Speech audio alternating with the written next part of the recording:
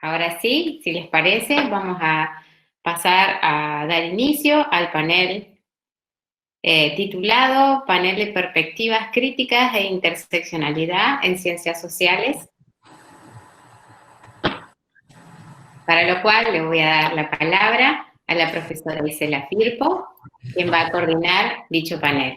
Hola, buenas tardes. Realmente valoro profundamente la oportunidad de coordinar este panel, donde contamos con la presencia de colegas de la talla de la Tere Matus y de Raquel Méndez, a 20 años de la creación de esta maestría, que realmente tanto nos aportó a quienes integramos la primera corte. Me parece que no me equivoco si digo que el cursado de esta maestría fue para nosotros un punto de inflexión en nuestras trayectorias profesionales, y a eso aportaron con creces el equipo docente de ese momento, incluida la Tere Matu, que nos zarandeó en el módulo de epistemología, y por supuesto el equipo de conducción de la maestría.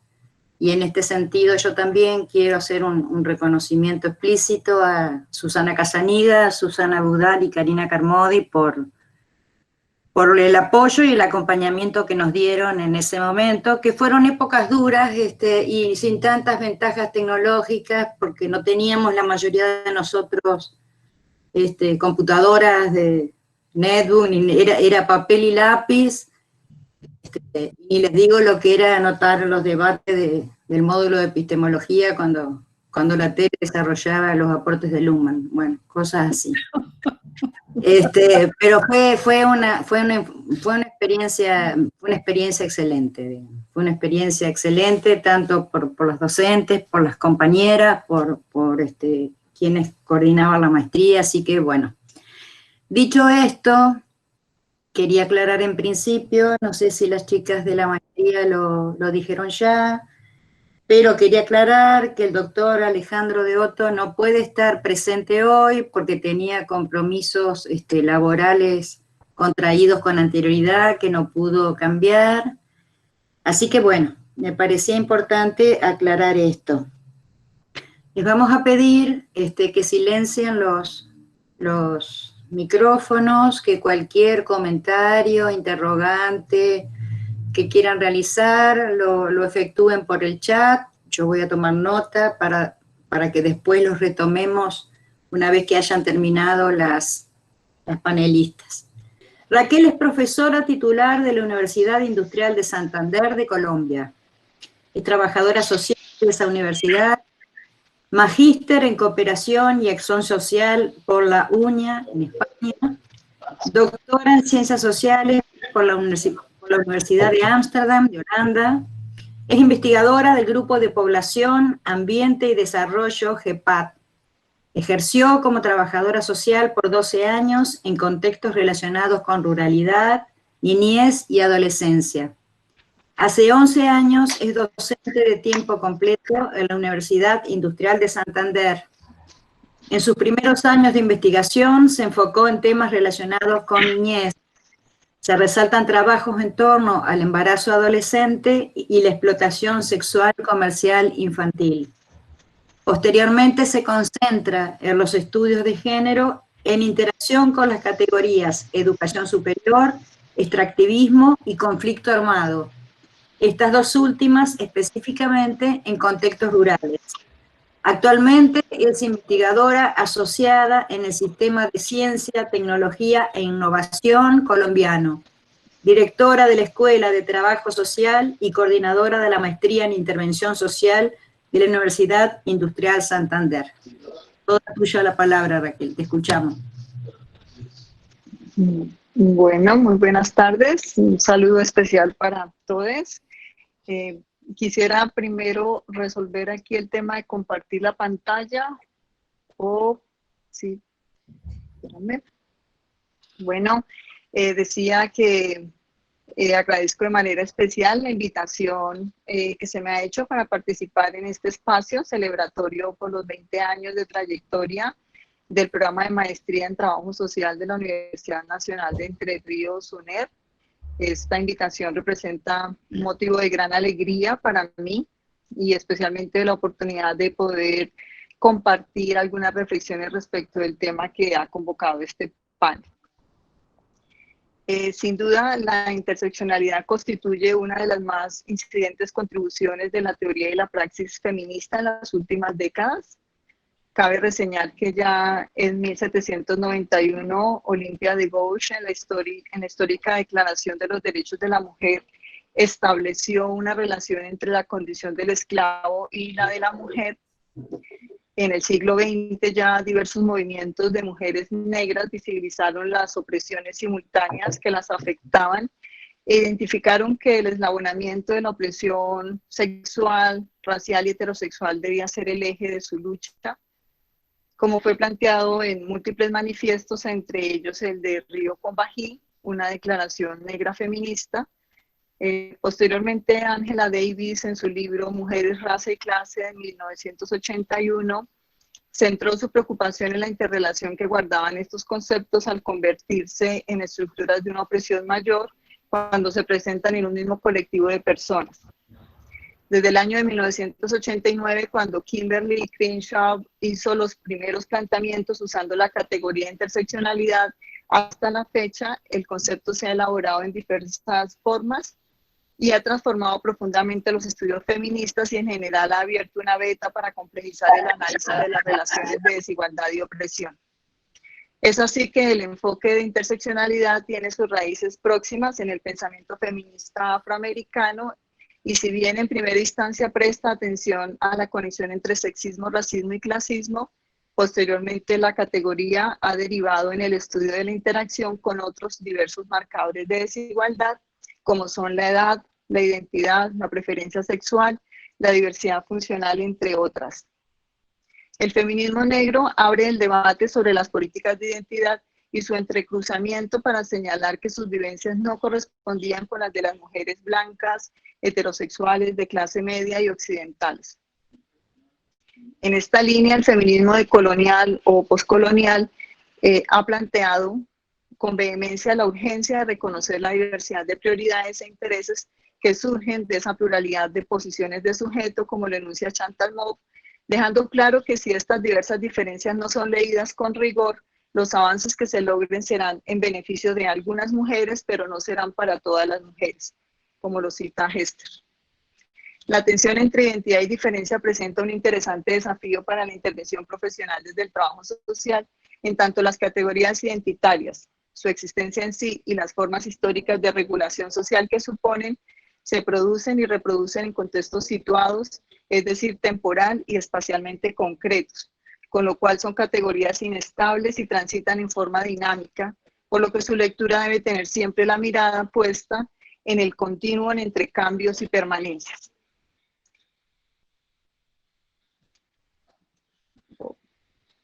Voy a pasar la página. Espérame. Ya. Para pensar estos problemas me posiciono teórica y políticamente desde la perspectiva feminista y de la colonialidad del poder, que es planteada por Aníbal Quijano. Este paradigma es fundamental para leer la relación raza, clase y capitalismo, y desde estos marcos comprensivos propongo cuestionar la episteme de lo mismo, como lo ha llamado Ana María Fernández, y también o el orden del uno o la lógica del mundo del uno, como lo ha llamado Rita Segato, coincidentemente dos autoras nacidas en el hermoso territorio argentino. Mi objetivo en esta exposición es compartir algunas reflexiones que he ido esbozando respecto de la tensión identidad-diferencia subyacente a la interseccionalidad para develar, desde las reflexiones epistémicas de las autoras ya citadas, el desafío que implica cuestionar la comprensión binarizada del mundo, la vida y las cosas. Tarea especialmente compleja, dado que la lectura de este orden epistémico y su lógica atributiva, jerarquizada y binaria, como lo enuncia Fernández, implica tanto la aproximación a la expresión literal o nominal de los ejes de diferencia, lo cual resulta más sencillo, como a la lectura de su representación en el campo simbólico, lo que resulta más complejo. Vamos entonces a pasar. Bueno. Adicionalmente, de cara a los procesos de intervención social, la comprensión relacional del poder planteada por autores postestructuralistas como Foucault y lo propuesto por las perspectivas socioconstructivistas nos llevan a hacer una lectura que metaforizaré como el plano cenital en una fotografía. La mirada respecto al mundo relacional del sujeto que vive el marcador de diferencia reconociendo los movimientos que se dan continuamente entre estos sujetos sentientes, pensantes y deseantes, tanto respecto de sí como respecto del sujeto otro. Estos elementos serán centrales para diseñar, implementar y evaluar los procesos de intervención social que pretendan la emancipación, entendida esta como revertir esas sujeciones y sus múltiples dispositivos de opresión, como lo enuncia Quintana en el 2020. La lectura crítica de la interseccionalidad que ha sido propuesta por Rita Segato enfatiza que para llegar a la hermenéutica de los cruces es necesario leer el camino histórico en que se origina la identidad. En el caso del género, usa Segato el adjetivo atávico para referirse al origen arcaico de la construcción de una identidad femenina o masculina. Por supuesto, la autora no se refiere a esencialismos biológicos, sino a las profundas diferencias en la construcción histórica de hombres y mujeres, como igualmente sucede con identidades originadas posteriormente, como son la raza o la clase. La profesora Segato declara que el vector de la identidad es histórico y no cultural, a pesar de ser la cultura la categoría central de la antropología, el área de formación de la autora. Ella considera que la culturalización del género ancla la identidad de un pueblo a sus costumbres y de esta forma limita la mirada sobre la deliberación y el flujo temporal de las prácticas sociales. Por lo que la autora resalta la importancia de entender que todos los pueblos, comunidades y sociedades se encuentran en el fluir del tiempo, en un constante proceso de abandono, invención y préstamo de costumbres, a partir de la práctica deliberativa. Es el proyecto histórico común el que crea la identidad y no las costumbres como patrimonio fijo. Coincide en esta intención Fernández, quien retoma los planteamientos Foucaultianos respecto de poder pensar la subjetividad sin apelar a un sujeto trascendental. Nos invita a la psicoanalista argentina a instituir una suerte de escepticismo metódico frente a universales antropológicos. Interrogar en la constitución histórica estos universales como paso necesario para desesencializar, lo que permitirá pensar la constitución histórica del sujeto de deseo. Concluyendo, historizar y genealogizar los conceptos es condición sine qua non de la deconstrucción de las categorías desde las cuales se construye la diferencia. Como anticipé ya, estas reflexiones pueden ser muy útiles para pensar y repensar los contextos interventivos en los que me he movido en mi ejercicio profesional e investigativo. Por eso, quiero compartir dos experiencias que me permiten ilustrar el desafío que implica la interseccionalidad y la perspectiva crítica del poder que le es propia. Hacia el año 2005, coordiné un proyecto de prevención y atención de lo que en ese momento se denominaba situación de calle de niños, niñas y adolescentes, yendo contra viento y marea respecto de los esquemas tradicionales de atención que estaban predefinidos desde la institucionalidad que tenía a cargo la ejecución del proyecto. Nos dimos a la tarea de hacer un ajuste en la propuesta que nos permitiera diseñar y poner en marcha una oferta de espacios lúdico-pedagógicos como zancos, fotografía, escultura y música rap. Si bien la propuesta era muy original, desde mi perspectiva de incipiente feminista e impulsada por un antiesencialismo que en ese momento de mi vida era muy orgánico, estructuramos las propuestas lo más genéricas posibles, o mejor dicho, lo más desgenerizadas posible.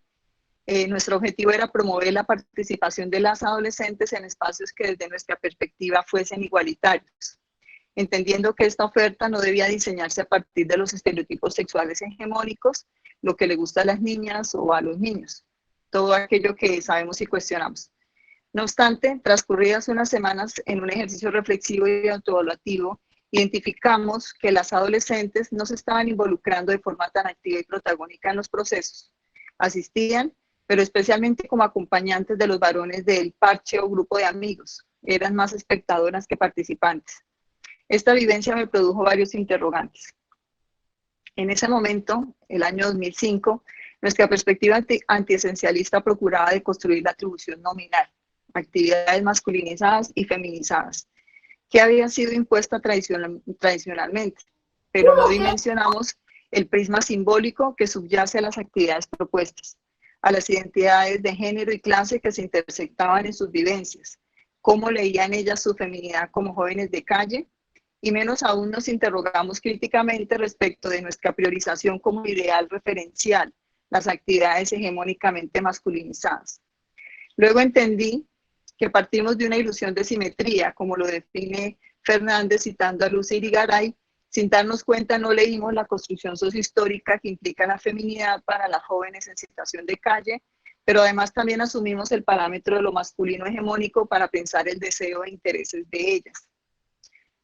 El carácter sociohistórico de la configuración de la identidad, tanto nominal como simbólica, complejiza la interpretación y el análisis, puesto que su inestabilidad nos implica una lectura continua, tanto de su cambio como de su permanencia. Esa lectura, mediada por lo espacio-temporal, dado el contexto situado que implica, demanda entonces una mirada tanto retrospectiva, es decir, la lectura histórica de la desigualdad construida, como una mirada prospectiva, entiéndase, el reposicionamiento deseado por los sujetos que han vivido la desigualdad naturalizada en sus cuerpos y afectos. Esta lectura en movimiento no permite pues una imagen estática. Para explicarlo mejor usaré otra vez una metáfora. Imaginemos la distancia entre una fotografía tomada en una posición fija y la del registro de video hecho desde una cámara en dolly, como podemos verla acá. Esa metáfora me permite ilustrar que hay un doble movimiento. De un lado, en la posición del sujeto que vive, interpreta y encarna la identidad diferenciada, y del otro, en su mundo contextual o relacional, de lo cual emergen unas preguntas permanentes respecto de cómo ha sido vivenciada hasta hoy la intersección identitaria, la mirada retrospectiva, y así también cuál es la configuración deseable de esas identidades para los sujetos que las vivencian, la mirada prospectiva. Y en adición, transversalmente, teniendo presente la intención ético-política de trastocar la atribución jerarquizada y binaria. Para observar nuevamente este desafío, les comparto una experiencia de un proceso investigativo reciente, un proyecto de reconstrucción histórica de la Organización Campesina del Valle del Río Cimitarra. Especialmente estuvimos estudiando con las compañeras campesinas el proceso de incidencia de la agenda de las mujeres y sus discusiones internas sobre la equidad de género en la organización en un contexto de conflicto armado como el nuestro, el colombiano. En el caso de la ACBC, las siglas de la organización, las reflexiones se desarrollaron en el sentido contrario a lo planteado en el ejemplo que ya expuse, dado que las primeras acciones realizadas al interior de la organización pusieron de presente las identidades en forma esencializada y frente al interés de la redistribución material, se ofrecieron a las mujeres iniciativas asociadas a procesos productivos tradicionalmente anclados al ámbito doméstico, huertas, gallinas, cabros, etc. Y esta oferta entonces generó una oportunidad de incremento en los ingresos de las mujeres de la organización, pero aumentó los obstáculos para su participación política al interior de la asociación, dado que las labores asociadas a los proyectos limitaban el tiempo de ellas para participar en los escenarios organizativos. Entonces, como podemos leer en el descriptor que estoy presentando, dice pues textualmente, porque si queríamos sacar a las compañeras a un escenario político, ¿para qué les llevábamos un proyecto de pollos? ¿Para qué les llevábamos un proyecto de cabros? Ahí llevábamos un proyecto que las seguíamos sometiendo a la casa. Una vez caímos en cuenta de ese error, dijimos, no, es que este no es el escenario de las compañeras, y así nunca van a llegar a estar hombro a hombro con los compañeros, porque no pueden estar en una reunión, porque se les va a perder el tomate o se les va a perder alguna cosa. Muchas compañeras que llegaron a estos escenarios, como lo fue Flor Marley Cañas y Lisbeth Cañas, nos ayudaron a impulsar este tema de que las mujeres no están para darles huertas ni para darles pollos. Ahora la que quiera, perfecto, no hay ningún lío. Si ella no quiere salirse de su rol cultural, tampoco podemos llevarla a las malas. Pero la que esté dispuesta a salirse de eso, hay que empezar a generar espacios políticos. Como puede deducirse del descriptor citado, la CBC ha hecho un análisis interno crítico de estas acciones tendientes a la redistribución que buscan incidir en la condición educativa y de ingresos de las mujeres. Y bueno, estas reflexiones han derivado en cambios organizativos internos. Actualmente ellos plantean estas iniciativas productivas como acciones complementarias, procurando gestionar respuestas a diversos niveles de interpretación y posicionamiento individual de la diferencia y de la identidad. Estas experiencias permiten observar la tensión existente entre la redistribución y el reconocimiento según la conceptualización contemporánea planteada por Nancy Fraser y que podría ser también leída desde la distinción propuesta por Gramsci hacia 1967 como estructura y supraestructura. Estas tensiones tienen en la base al menos dos relaciones dialécticas: lo material y lo cultural, el individuo y la sociedad. Cantidad de iniciativas interventivas se han propuesto en la línea de lo planteado por la CBC, en las cuales la lectura del marcador de diferencia, sea cual sea, género, raza, clase, preferencia sexual, etcétera, es reafirmado en forma esencializada, a partir de la atribución binaria y jerarquizada, sin que medie reflexividad alguna al respecto. En el caso del proceso organizativo campesino, cabe destacar que siguió en relativa medida la secuencia, que no es estrictamente lineal, que ha caracterizado el debate en torno a las relaciones igualitarias entre los sexos en Occidente. Las primeras acciones se centraron en el mejoramiento de las condiciones de vida para las mujeres. La puesta en marcha de estas acciones evidenció las tensiones entre las identidades hegemónicas masculinas y femeninas, cuya jerarquía asignada entre lo público y lo privado, lo productivo y lo reproductivo, constituía una barrera para la igualdad de acceso a los derechos. Esta nueva lectura deriva en la inclusión de los hombres en el proceso de transformación, que ya no es meramente de condiciones materiales, sino que involucra una redistribución de sentido en el plano simbólico. Como ya he señalado, la emergencia de las tensiones identitarias surge en un contexto histórico, cultural y materialmente situado, lo cual devela las intersecciones con otros marcadores de identidad. En este caso, trabajadoras, no terratenientes y campesinas, que a la postre devienen conceptualizaciones críticas propias que engloban la complejidad relacional del sexo, la clase y la procedencia inherente al proceso de transformación del patriarcado, el capitalismo y el colonialismo. Cabe connotar en el caso de las compañeras de la CBC que ellas se han identificado con los planteamientos del feminismo campesino y popular. Para ir avanzando hacia las reflexiones finales, creo pertinente citar a la socióloga colombiana, lamentablemente fallecida hace un par de años, Gabriela Arango, y me permito leer literalmente su aporte porque creo que es muy interesante y pertinente para la exposición. Las interrelaciones entre los sistemas de clase, raza y género son complejas y variables. La posición en el orden de género y en el orden racial no es dicotómica. Las personas concretas no se definen por el rótulo simple y unívoco de hombre o mujer, blanco o negro. Opera más bien un continuo de posiciones que se modifican de acuerdo a la situación y las relaciones que se involucran.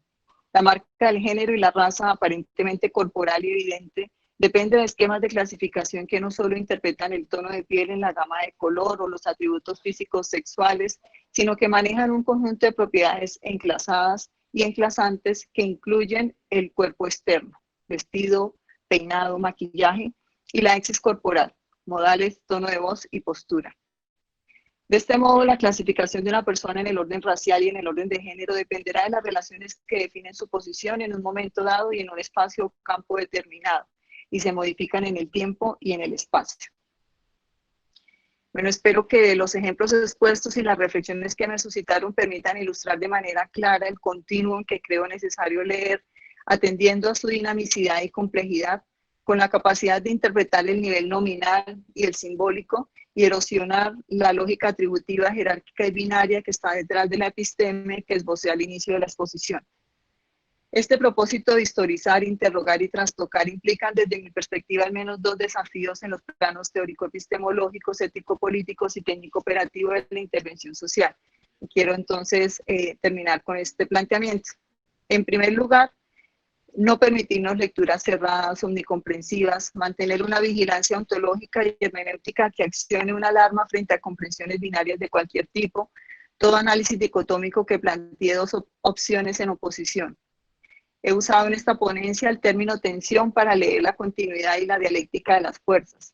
pero presento aquí otras dos conceptualizaciones que pueden enriquecer la reflexión. De un lado, la cinta de Moebius, planteada por Elizabeth Gross, que grafica la continuidad infinita existente entre polos en tensión. Elizabeth Gross la usa para referirse a la relación dialéctica cuerpo-mente.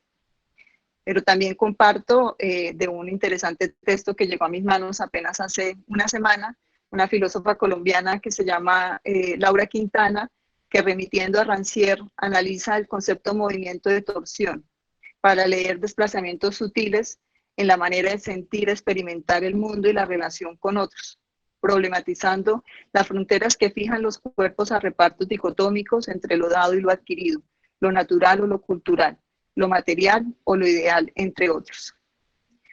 En segundo lugar, un llamado al reconocimiento permanente de nuestra propia subjetividad, interrogar permanentemente nuestras creencias, autorreflexionar nuestra historia vital y la manera como ella está presente en las asociaciones que establecemos.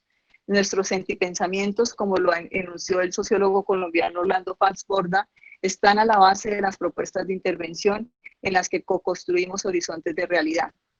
En esta línea dejo una invitación a realizar un ejercicio ético permanente de metacognición, pero también metaafectivo, que nos permita reconocer y resignificar las huellas que la lógica atributiva, jerarquizada y binaria de la episteme de lo mismo o el orden del uno hayan dejado y persistan de forma subrepticia en nuestras ideas o creencias. Para concluir, entonces, quiero señalar que abordamos fenómenos que desafían nuestras certezas, así también afrontamos el riesgo permanente de enamorarnos de las ideas, como dijo Boscoló, riesgo que paradojalmente se incrementa si seguimos pensando que somos asépticos a la influencia de nuestra subjetividad y creencias, y en ese sentido pues me parece pertinente cerrar con la invitación que nos hace la profesora Rita Segato. Hemos de mirarnos en el espejo de la reina mala, que nos dice la verdad por dolorosa que sea. Si no, nos quedaremos dando vueltas en círculo. Asumir la mirada al espejo no para darnos la razón, sino para preguntarnos cuáles de nuestras creencias nos están traicionando. Muchísimas gracias. Bueno, muchísimas gracias, Raquel. Muy interesante tus aportes de la perspectiva feminista y de algunas corrientes decoloniales. Vamos a presentarla a Teresa Matus Sepúlveda. Es académica de Trabajo Social en la Facultad de Ciencias Sociales de la Universidad de Chile. Es coordinadora del Núcleo Innovaciones Efectivas en Políticas Públicas. Es integrante del Núcleo Estudios Interdisciplinarios en Trabajo Social, socia fundadora de la Sociedad de Políticas Públicas de Chile, investigadora y evaluadora del CONICYT, doctora en Trabajo Social de la Universidad Federal de Río de Janeiro, doctora en Sociología en UPERJ, Universidad Cándido Méndez de Río de Janeiro, profesora en la Maestría de Trabajo Social de la UNER, es autora de numerosas publicaciones y ha sido conferencista en distintos países y en muchos congresos de trabajo social. Te damos la palabra, Tere. Muchas gracias. Yo voy a intentar hablar brevemente para después dejar tiempo a las preguntas, pero no puedo partir de otra manera más que agradeciendo y la verdad felicitando sinceramente estos 20 años de la maestría en trabajo social allá en la UNER, que no solo ha significado algo para ustedes, sino las cosas que yo he aprendido con ustedes, ¿no? De algunas que están ahí en la biblioteca y que he usado muchísimo con los estudiantes, desde los hilos y nudos de la Susana, el envejecer en ese contexto de desprotección de la luz, y donde ahora los viejos son de primera línea en el COVID, el texto, entre otros, de la Carmen Lera sobre si la historia del trabajo social es una cuestión de mujeres, que todavía sigue tan pendiente de esas historiografías con enfoques de género, un poco en el sentido que lo planteaba Raquel, y ciertamente el montonazo de artículos y debates con la querida Alicia ahí que seguimos Entonces me dan ganas de decir así, ¿y qué si 20 años no es nada? No es nada, como dice el tango para ustedes, ¿no? Entonces, mira,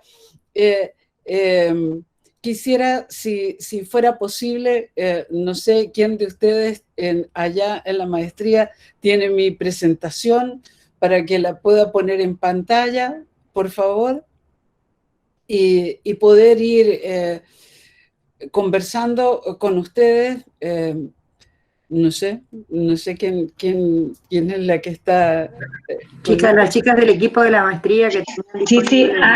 ahí ya lo estamos viendo porque estábamos con la conexión medio dificultosa. Ahí ya enseguidita. Bueno, mientras tanto, mientras pasa la conexión, son así un punto central, ¿no? Que es cierto, a hoy día parece a todos evidente que estamos en una situación de crisis, pero lo que yo quisiera decir es que ¿cuándo no hemos estado en una situación de crisis? Entonces, nosotros, los trabajadores sociales, vivimos la crisis como si fuera nuestra casa. Y es desde ahí que en este caso producimos, creamos. Y lo que yo quería plantear son algunos de esos desafíos. Entonces, no sé, Karina o alguien que me venga ahí si tú crees que podemos conectar. Entonces, yo he titulado eso El ahora y sus expectativas, ¿no? Los 20 años de la maestría de trabajo social, y esa es una imagen que a mí me gusta mucho de Lazar Segal, que se llama Los Eternos Caminantes. Es una pintura de 1919 y que por supuesto fue proscrita y considerada como una pintura degenerada por los nazis en los sistemas, en los sistemas del fascismo, y yo creo que es una pintura adecuada para partir hoy día, ¿no? Con todo el sistema de regresión social y de un tipo de derecha que la verdad a uno no deja de asombrarnos. Entonces, si puedes pasar a la siguiente. Los desafíos, entonces, en tiempos de crisis y, desde luego, cómo no quedar aplastados debajo de la crisis, digamos, sino ver cómo y qué significa. Si pasas, por favor. Entonces, son 4 argumentos. Yo creo que es evidente cómo los repertorios de los enfoques de trabajo social en estos 20 años han florecido, han crecido, se han hecho producciones, textos, políticas, formaciones, se han transformado en vidas, ¿no? E igual, hoy día, no solo sigue vigente, sino que hay una fuerza de ese pensamiento negativo. En el segundo punto es que es también muy interesante esa articulación en distintos enfoques, pero esa articulación entre economía y cultura, entre reconocimiento y redistribución, en términos de distintas posibilidades de interseccionalidad. Nosotros no podemos reducir la interseccionalidad solo a la idea del género, sino que una interseccionalidad que nos abre un tipo de despliegue argumental, aunque todavía en el contexto internacional del trabajo social seguimos usando mucha geografía física y todavía poca geografía argumental. En tercer lugar, las expectativas no cumplidas que vienen de las crisis, ¿no? De las crisis de comienzo de siglo, de las crisis de los estallidos, de las dictaduras, y hoy día una vez más la crisis de la regresión, como escribíamos con Janina, Adriana y tal, unas compañeras allá en Chile, es una crisis que se junta con otra crisis y con otra crisis. Entonces, en este caso, ¿no? Hay un punto en la política pública donde hemos pasado de pensar, por lo menos en Chile, y esos son los ejemplos que quiero poner, de la idea del crecimiento frente a la desigualdad a una idea de crecimiento volviendo a pensar al sujeto en una vulnerabilidad del sujeto que nos coloca siempre el punto ciego de la política pública y sus desastres. Y en el cuarto lugar, en este caso, ¿no? Cómo poder pensar una destrucción más creativa en la formación del trabajo social. Sin duda, la política pública lo veremos mañana en el seminario y no tengo duda que el viernes el panel, ahí donde está Liz y todos, van a hablar de esa destrucción creativa en la formación. Si tú pasas a la siguiente, por favor. Bueno, esto es, el tiempo de crisis es un principio explicativo del trabajo social. O sea, nosotros surgimos en crisis, ¿no? Las pioneras del trabajo social asumieron la crisis en la Primera Guerra Mundial, todo lo que hicieron en términos de los settlements, todas sus grandes innovaciones tuvieron que ver con la crisis. Entonces, yo diría que la crisis es el tiempo del trabajo social. Y por lo tanto, el ahora, en el sentido de las expectativas no cumplidas, ¿no? Nos coloca desafíos una vez más y otra vez frente a la crisis. Pasa, por favor. Entonces, ¿qué es esa lógica negativa para entender esa crisis? Si lo vemos políticamente, uno no solo lo entiende, sino que lo vive, lo experimenta. Si tú ves la secuencia, podemos pasar a la secuencia. Eso es chilenísimo del 89, el no más AFP, el no más contaminación, dale no más, el no más femicidio, no más acoso, no más violencia contra las mujeres, no al maltrato animal, no a una educación que sea negocio, no hoy día una educación sexista, no más un tipo que en eso ustedes en Argentina, con todas sus banderas del aborto libre, que nosotros intentamos también hacer con toda fuerza, y por lo tanto no es solo un no a un punto político, sino a un punto que es también político y que significa las condiciones sociales, las condiciones de trabajo, las condiciones de género, las condiciones de la violencia, etcétera, ¿no? Entonces, esa es la propuesta, que ese negativo es una enorme fuerza para innovar, ¿no? Y que esa innovación es una dinámica que se produce a partir de la pérdida, y la pérdida por querer ir hacia una transformación. Siempre y cuando no nos enamoremos de los esquemas. Y lo importante de la observación de la crisis es poder mirar una y otra vez los puntos ciegos. Siempre tendremos puntos ciegos. No podemos tener una mirada de 360. Entonces, ¿qué seleccionamos y qué vamos dejando atrás?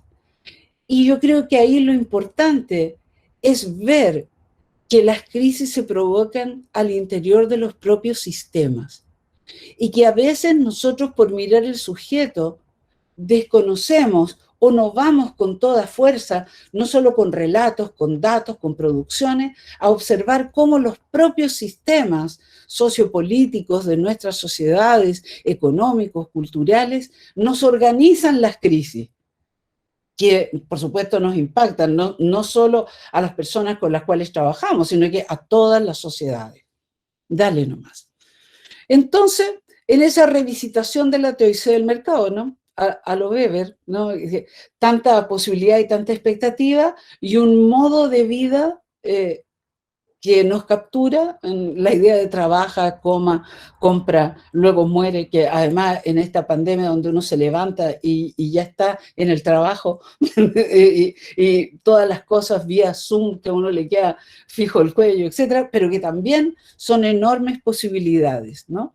Entonces, las gramáticas de la crisis, yo creo que tendría que ser una cosa extraordinariamente comunicada por todos los canales posibles hoy día entre nosotros, ¿no? Porque todo este crecimiento de estos últimos 20 años nos da nuevos relatos, pero no necesariamente todavía en América Latina nos da nuevos datos. Y sin duda que nos da unas imágenes increíbles, ¿no? Pero esa gramática todavía tiene que ser impulsada porque, por lo menos en Chile, un gobierno de derecha se ha encargado de generar ciertas imágenes, como las que vienen, donde incluso esa idea de los miserables de Víctor Hugo queda corta. ¿Por qué? Porque lo que hay hoy día es un binarismo entre desarrollo y vulnerabilidad. De repente todo el mundo se volvió vulnerable, los niños vulnerables, los barrios vulnerables, las mujeres vulnerables, y entonces con esa vulnerabilidad se mapean las personas vulnerables, y hoy día en plena crisis la manera de responder del gobierno es entregar una caja, tal cual. Por eso partí con una caja, ¿no? Ya no es ni siquiera en los miserables ese sueño de la libertad, de la igualdad, de la fraternidad, sino una revisitación del asistencialismo. Entonces, esta idea de cómo entender la posición de los sistemas en los tiempos de crisis, que es esa idea de paralaje de Cise, que entender que dependiendo de donde uno esté, algo está a su lado izquierdo o a su lado derecho, es una cuestión fundamental para que nosotros podamos potenciar ese conocimiento negativo. Sigue nomás. Por lo tanto, esa noción tan querida para mí, ¿no?, de las imágenes dialécticas, que es vivir la crisis de la experiencia del ahora, pero desde las expectativas no cumplidas del pasado, de todas esas generaciones que no tuvieron finales felices, pero que despiertan en nosotros la pasión por estar aquí y por hacer un sueño, un camino, una posibilidad como la de los eternos caminantes, un camino de futuro. Entonces, ese es el secreto, que es tan bonito hoy día ver a todos ustedes con las caras y poder decir que eso no es solo un tipo de sentencia argumental, sino que existe ese lazo secreto entre las generaciones, y que, como decía tanto Karina como Sandra cuando presentaban, ¿no?, cómo uno pasa el nexo con la otra generación y la otra generación, y yo creo que lo interesante son esas expectativas no cumplidas en las alegorías del presente. Permítanme mostrar algo así, todavía déjale en la anterior un minuto, por favor, porque en eso es el año 78, la Asociación de Familiares y Detenidos Desaparecidos.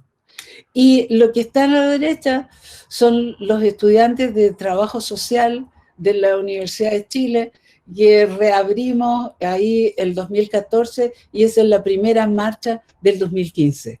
Entonces, la crisis muestra también un trabajo social indestructible, donde una y otra vez se reinventa y produce, y eso es una cuestión de enorme agradecimiento y de enorme libertad, ese lazo secreto donde uno ve a las nuevas generaciones, en este caso caminando por las mismas calles con un mismo ideario y pasión que se reestructura y se reinventa.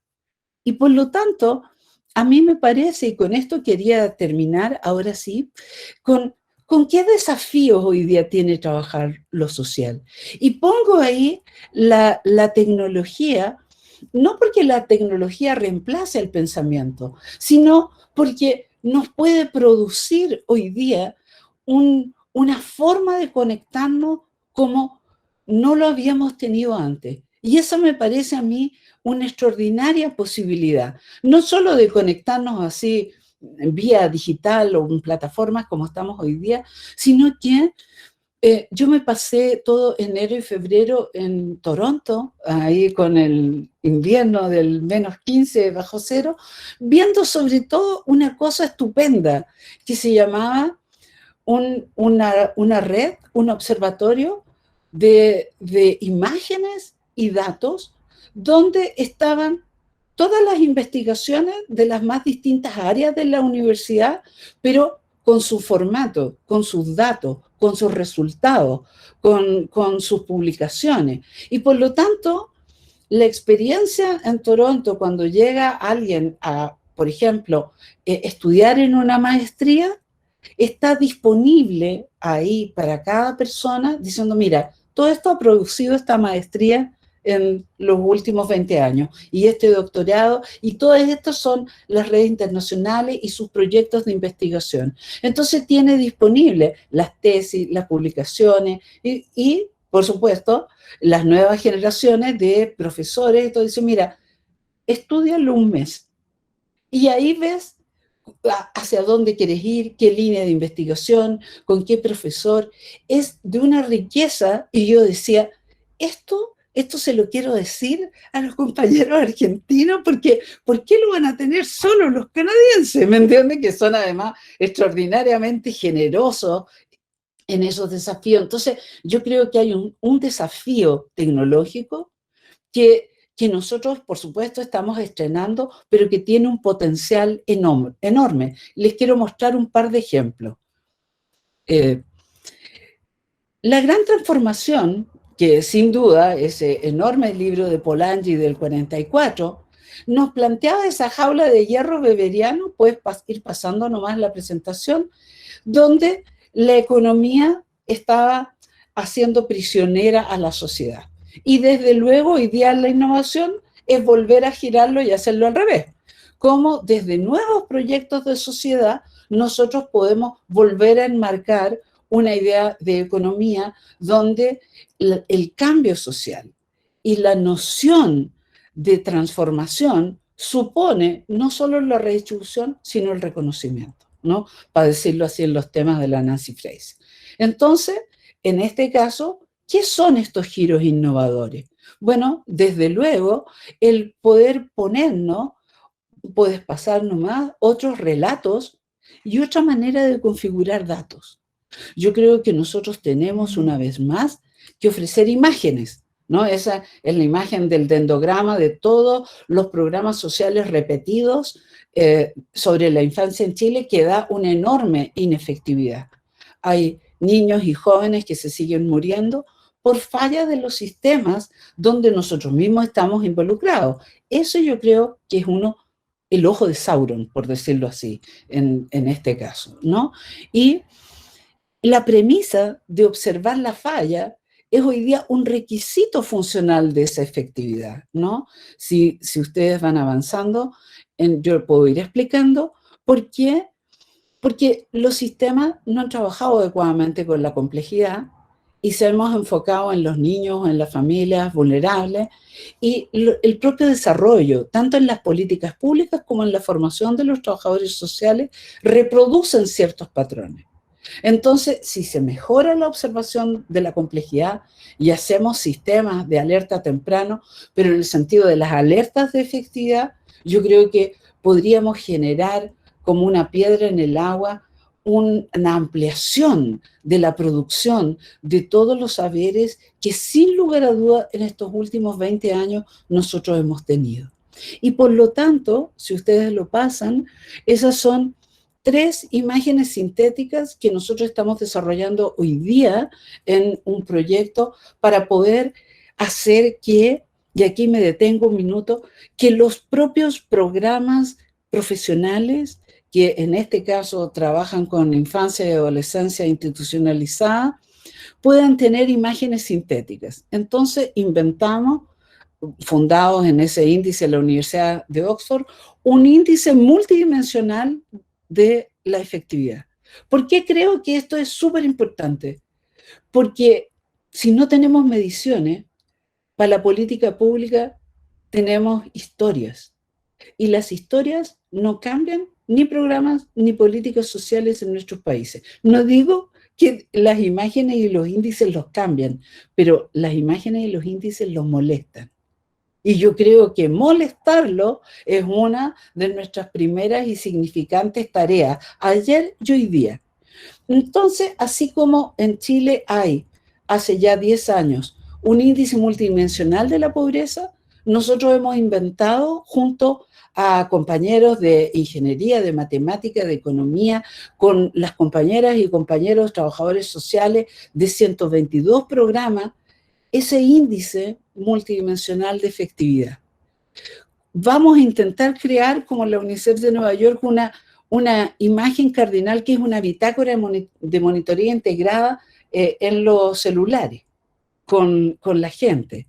y por lo tanto hemos rediseñado un plan de intervención social asociado con esas nociones de implementación que tiene el Implementation Science de la Universidad de Columbia. Es decir, poner lo mejor de nuestro repertorio, como siempre, pues, al servicio de la resistencia, de las crisis, demostrar los puntos ciegos del sistema para entender no solo el forado de las políticas públicas, sino que el impacto que tienen en las personas estar 20 o 30 años viviendo en la línea más delgada y en el último lugar de todos los sistemas que, como ya lo decía muy bien hace años la Ludi, no son sistemas de protección, sino que son sistemas de desprotección, ¿no?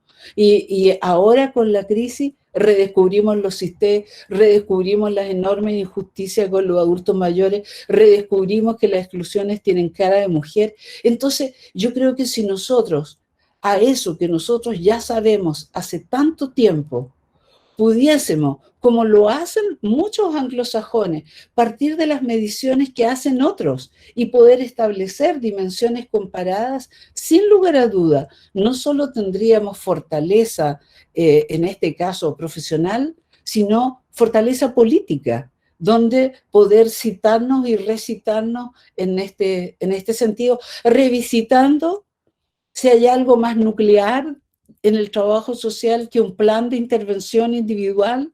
En este caso, por lo tanto, no es el abandono de ciertas premisas y de ciertos instrumentos, sino de su reinnovación colocado hoy día en un sistema de plataformas.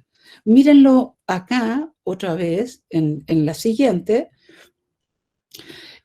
Nosotros tenemos eso en una web que se llama SAT Infancia, y ahí no solo están los textos, sino que está la plataforma para que cualquiera, en cualquier programa social, pueda sacar el índice de efectividad, cambiar los indicadores que le parezcan de acuerdo a una posibilidad regional, de territorio particular, y pueda mirar cuáles son las grandes fallas que han acompañado esos programas en los últimos 20 años y cómo podría un equipo decir, mira, nosotros estamos haciendo esto bien, esto mal, esto necesitamos rearmarlo, y que esa medición sea una línea de base constante para que podamos reagrupar esas condiciones. ¿Desde dónde se puede hacer eso?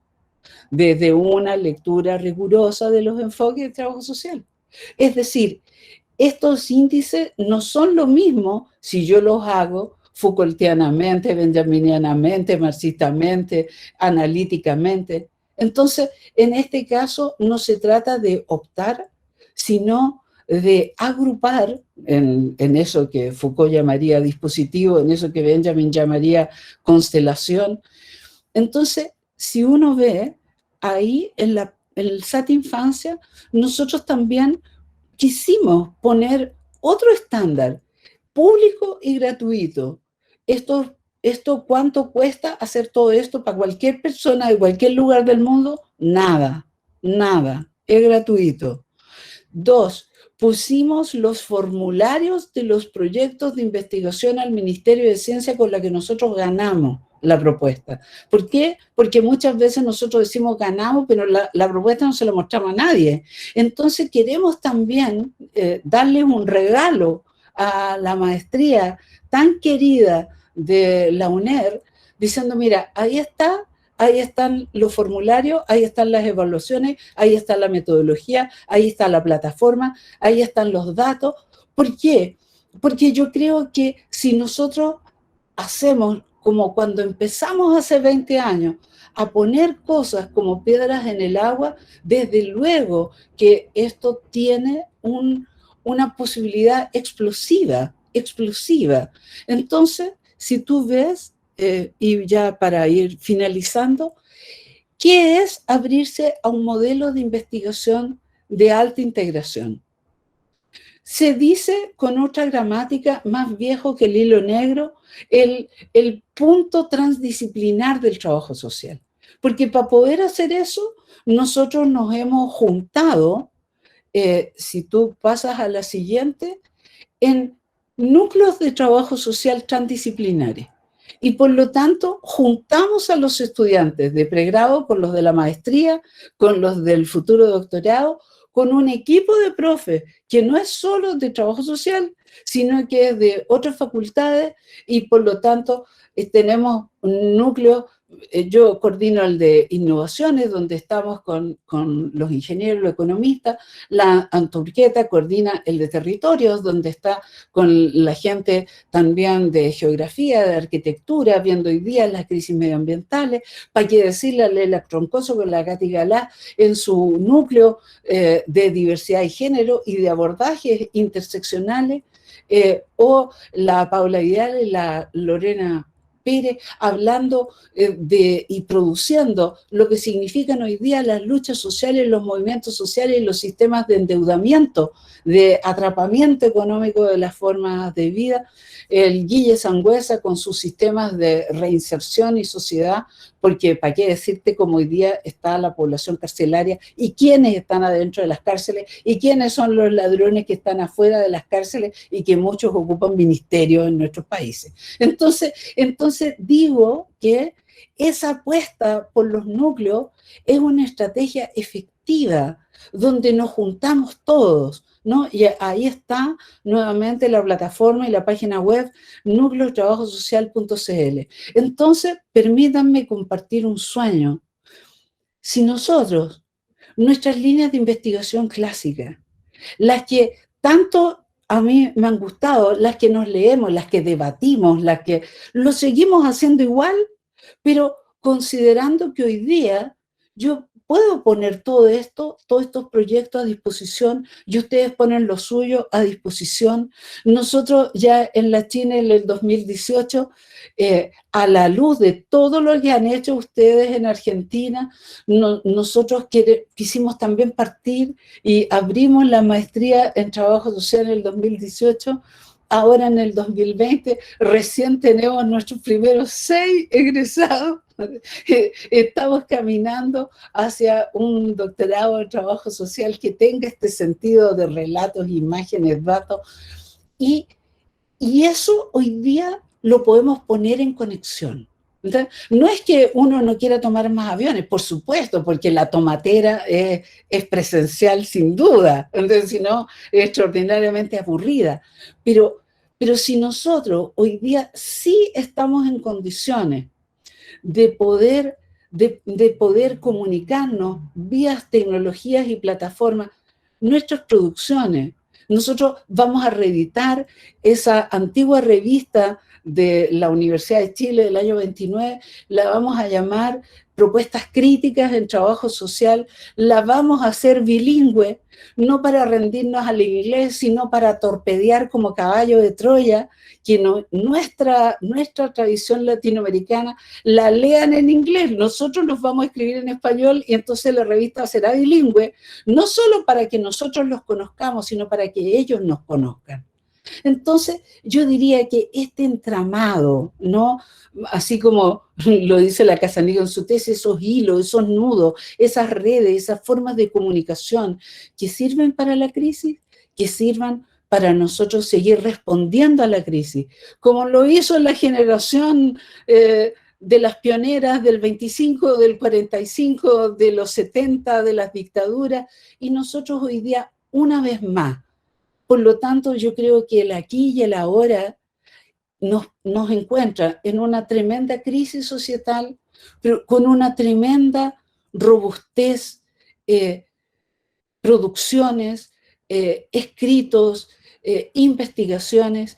De hoy día yo creo que el gran desafío es un desafío mucho más sencillo, pero que requiere voluntad política, como siempre, recursos que cada vez son menos. Entonces, cuando yo pienso lo que costaba hablar por teléfono, cierta luz, cierto luz, y lo que uno gastaba llamando por teléfono, era una cosa escandalosa. Y hoy día esto es gratis.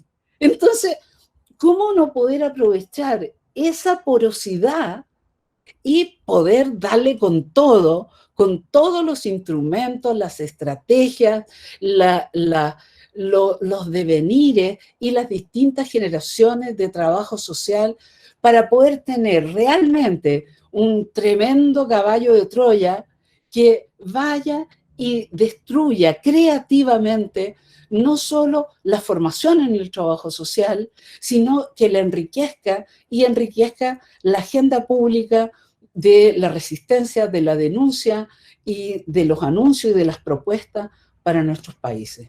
Así que muchas gracias a ustedes por estos 20 años y por hacer posible también estas cosas y, por supuesto, sigamos para adelante con este nuevo ahora y estos nuevos desafíos.